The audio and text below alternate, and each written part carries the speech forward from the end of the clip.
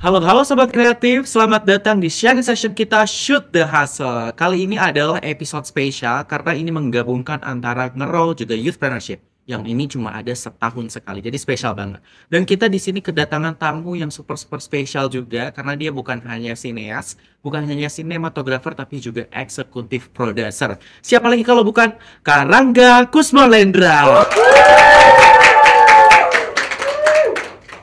Boleh silakan diperkenalkan Karangga ke teman-teman yang ada di rumah. Baik, halo teman-teman semuanya. Perkenalkan nama saya Rangga. Saya film director, sinematografer, eksekutif producer, dan juga CEO dari Sihir Production Company.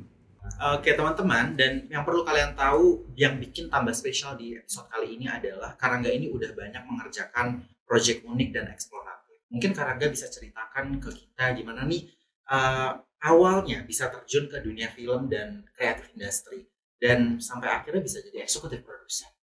Boleh. Menjawab pertanyaan itu, saya coba sedikit cerita tentang perjalanan karir saya sampai saat ini. Jadi awalnya kalau untuk ke film sendiri, saya dulu tuh seneng banget nonton film. Habis itu mungkin saya terkenal di di rental VCD gitu, suka rental film sering banget gitu. Habis itu saya masuk ke kuliah di DKV ITB. Kebetulan tidak berhubungan langsung dengan film, tapi di situ saya kayak mengenal dunia periklanan di situ. Dan ketika kuliah saya suka mengikuti kompetisi yang film director yang diadakan oleh festival-festival periklanan kayak Pinastika, Citra Pariwara dan sebagainya. Nah, waktu itu ketika Pinastika Award di Jogja, saya ketemu dengan narasumbernya di sana, yaitu Mbak Lucky. Dia director film iklan. Di situ saya berkenalan dan disitulah koneksi mulai terjalin. Waktu itu saya dapat kesempatan untuk magang di Jakarta di PH-nya beliau di iklan, namanya Square Box PH lama. Nah, di situ saya mulai banyak belajar tentang film. Sebelumnya kan saya nggak tahu tuh tentang produksi gimana. Nah, di sana emang saya cukup digembleng tuh dari mulai berbagai departemen lah, lokasi, art, casting, waktu itu sampai directing juga saya pelajari di sana. Dan akhirnya Mbak Lucky dan PH tersebut melihat potensinya. Akhirnya ketika lulus saya langsung kerja di situ. Berarti dari lulus ITB langsung terjun ke dunia kreatif industri. Iya, betul. Dan kalau aku dengan pengalaman Karangga tadi, apa yang bikin Karangga pengen gitu terjun ke dunia film industri?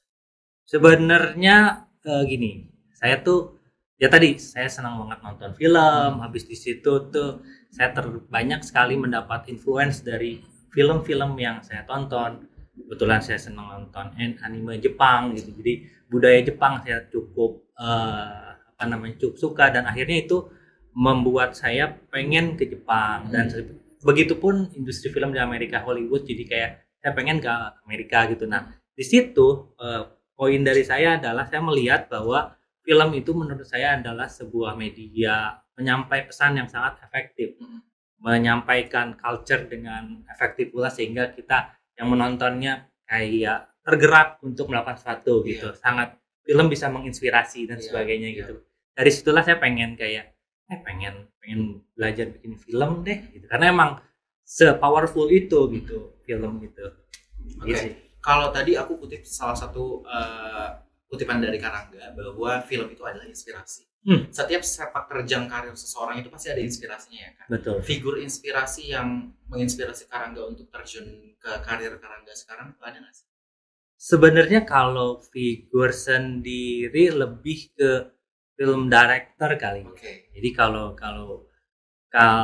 zaman dulu tuh saya mungkin directornya kurang terlalu enak, tapi ada satu director Spanyol namanya Iñárritu. Dia film dulu pertama kali saya lihat filmnya dia tadi saya bilang di rental film, ternyata filmnya kok aneh. Waktu itu filmnya Babel Amores Perros gitu. Cukup aneh filmnya, tapi itu membuat saya pengen bikin film gitu. Nggak bisa membuat film segokil itu gitu. Kalau inspirasi dari filmmaker. Oke, berarti dari inspirasi Karangga termotivasi terjun ke dunia industri terutama film. Iya betul. Dan ngomong-ngomong, kalau bisa diceritakan, seperti apa sih biasanya proses kreatif yang Kakak jalani saat mempersiapkan sebuah karya yang Kakak garap itu? Dan gimana tuh caranya datangin ide-ide unik? Kan setiap orang beda-beda ya, kalau datangin ide unik tuh biasanya harus diem di suasana yang tenang, atau kalau dari Karangga sendiri ada kah ritual khusus yang harus di tempat tertentu, harus di waktu tertentu? Kalau dari Karangga gimana? Sebenarnya ada 2 pendekatan. Mhm, Kalau saya kalau untuk pendekatan iklan, biasanya kan saya dapat brief dari agensi, dari klien, mhm, habis itu kita coba garap. Nah, sebenarnya dari situ coba secara ilmu kreatif lah kita coba develop treatment-nya seperti apa gitu, dan akhirnya bisa bisa kita susun secara treatment kreatifnya yang bisa kita presentkan ke klien gitu. Itu cukup terstruktur lah. Beda dengan, ide-ide yang biasanya bikin untuk film. mhm. Untuk ide cerita biasanya saya paling, nyaman sekali dan biasanya muncul ide-ide itu ketika lagi nyetir mobil. Oke, Nyetir mobil jalan-jalan di keliling kota nggak ada iya. pikiran apa-apa, kayak autopilot kan Iya, badan kita, betul. tapi otak kita tuh kayak mikir, dapat ide gitu. Iya. Sama seperti halnya film, kalau ada di YouTube waktu itu masuk ke JAV juga judulnya film Kentut. Oh, Iya, itu dapat idenya gitu lah sambil jalan inget-inget kejadian, akhirnya dapat ide pulang-pulang langsung nulis, gitu oh, sih. oke. Dan kalau tadi aku dengar cerita dari Karangga, Karangga ini kan, setelah lulus dari ITB, bekerja lalu lanjut ke Toronto. Mmm. Apa yang membuat Kakak untuk pengen melanjutkan studi di Toronto? Nah, sebelum ke Toronto masih jauh nih sebenarnya Oke, perjalanan, ceritain dikit lagi ya. boleh. Jadi setelah waktu itu lulus dari ITB ke Jakarta masuk ke dunia periklanan, itu saya jadi Astrada. Oke, dari Jadi Australia. Astrada, terus habis itu belajar ngelihat produksi dan belajar sekaligus running produksi as Astrada Iya, gitu. Habis itu, ketika mau, apa namanya, naik ke director, waktu itu ada beberapa kesempatan jadi film director di iklan, tapi waktu itu secara budgetnya masih kecil, sehingga tidak bisa hire, DP yang top tier lah. Jadi secara oke. image, visualnya tuh masih kurang lah, emang pasti akan berpengaruh sama itu. Nah, pada akhirnya gimana saya biar bisa kayak film saya ini secara visual sesuai dengan visi yang saya dapatkan inginkan, akhirnya saya belajar sinematografi. Oke. Waktu itu kebetulan belajarnya online sama Sean Albert, itu tuh sinematografer Hollywood yang bikin kelas online. Dulu saya belajar situ, akhirnya memberanikan diri untuk ketika dapat project, directing iklan, saya sendiri yang jadi DP-nya. Nah, pada akhirnya jadinya sampai sekarang ya saya kerjain mostly director dan DP, dan lebih dikenal sama orang lebih gitu, director dan DP. Nah, sepanjang perjalanan itu, eee, ya kita tahu produksi di Indonesia juga kadang-kadang secara jam kerja tuh kurang baik ya. Karena emang nggak ada yang satu nggak ada yang ngajarin, satu yang secara pemerintah regulasinya juga nggak ada yang ngatur gitu. Dan akhirnya waktu sebelum berangkat ke Toronto saya tuh punya punya kayak pemikiran dan cita-cita dan pertanyaan gimana sih sebenarnya di luar sana produksi sehingga bisa tercapai, lingkungan kerja yang sehat, jam kerja yang sehat juga gitu. Pada akhirnya ya udah saya pengen coba, eee, sana belajar sama sekalian, kerja juga di sana gitu. Kalau kita perhatikan di setiap lini industri, kalau dari film industri sendiri ditambah kan ada perubahan tren di masyarakat. Baik, Perubahan tren masyarakat itu kan cepat banget ya berubahnya. oke. Ada nggak sih pengalaman up and down yang bisa Kakak share ke penonton di rumah mengenai film industri atau mungkin di dunia iklan itu seperti apa? Oke, sebenarnya kalau up and down-nya tuh terutama di iklan itu lebih ke, efisiensi budget yang terus mengecil gitu sekarang. Challenge-nya di situ, gitu. Dari zaman dulu yang budgetnya fantastis, kita bisa ekspor dengan berbagai treatment dan equipment yang cukup mahal gitu. Makin sini makin budget makin tipis, tapi juga di sisi lain kita juga dibantu dengan perkembangan teknologi yang cukup pesat juga, Mmm, terutama di pengembangan kamera yang mungkin lebih terjangkau, software editing, bahkan mungkin sekarang AI juga ya, udah cukup kita udah mulai menggunakan itu untuk membantu produksi gitu. Jadi itu efisiensi budget gitu.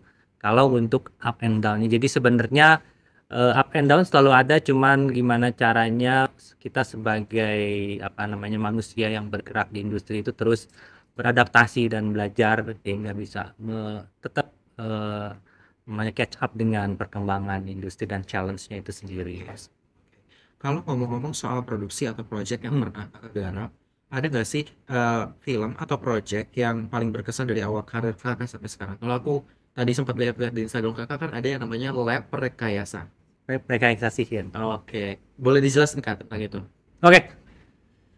Jadi Lab Rekayasa Sihir itu adalah sebuah project workshop inisiasi dari kami.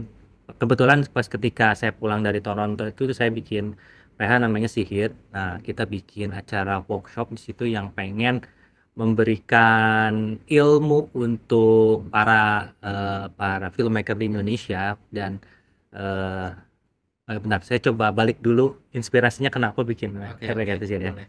Jadi ketika saya berangkat ke Toronto kan saya pengen belajar gimana cara mereka untuk berproduksi gitu, dan di sekolah juga saya belajar benar-benar cara berproduksi yang baik dan benar-benar dari A sampai Z, dari bikin skrip sampai produksi, dari gulung kabel, dari penggunaan sistem yang baik, semua diajarin. Dan saya rasa itu adalah kunci di mana kunci menuju produksi yang sehat dengan kru yang baik, juga syuting, juga jam kerja yang baik. Nah situ makanya ketika balik sini saya pengen men-share ilmu yang saya dapatkan di sana. Gimana caranya ya, saya bikin workshop namanya Lab Rekayasa Sihir Oke. gitu. Dan rencananya akan ada yang kedua Betul di tahun ini. tahun ini. Oke, Gitu. kita bisa nantikan ya. Dan ini terbuka untuk umum ya kak? Terbuka untuk umum ya. Oke, dan terakhir, ada nggak pesan untuk penonton kita di rumah, anak-anak muda yang ingin terjun ke dunia kreatif dan ya bisnis kayak Kak? Oke. Mungkin pesan yang cukup klise gitu. Jadi emang tapi cukup menurut saya sangat sangat apa namanya ya, Industri itu kan pasti ada banyak timeless lah sebenarnya. Jadi yang selama ini saya rasakan ketika misalnya terjun ke bidang apapun gitu ya, kita harus perkaya diri dulu dengan ilmu gitu. Jadi ya oke, kita masuk ke industri terus kita belajar di situ, tapi setidaknya kalau kita punya ilmu yang baik dan benar tuh bakalan bisa menjadi bekal kita untuk bisa bertarung di arena industri ini. Apalagi menurut saya salah satu hal yang mungkin membuat untuk membuat para film kru di Indonesia itu kurang bisa bersaing adalah kurangnya pendidikan dan standarisasi yang baik. Makanya tuh saya coba mulai di sini dengan banyakin acara workshop sehingga hopefully bisa memberikan wawasan dan basic knowledge yang baik buat para filmmaker masa depan gitu sih. Oke, terima kasih banyak karena Anda telah menyempatkan hadir di sharing session kita kali ini. Udah membagikan kisah inspiratif, kisah untuk teman-teman yang ada di rumah. Dan satu kata yang tadi Karangga ucapkan yang aku benar-benar simpan di otak ya. Terus kejar mimpi kalian dan percaya sama prosesnya. Dan untuk teman-teman yang ada di rumah, jangan lupa untuk nantikan episode-episode selanjutnya di YouTube LSPR FTVC. Jangan lupa juga untuk like, komen, dan subscribe di LSPR FTVC. Sampai jumpa di sharing session berikutnya. Bye.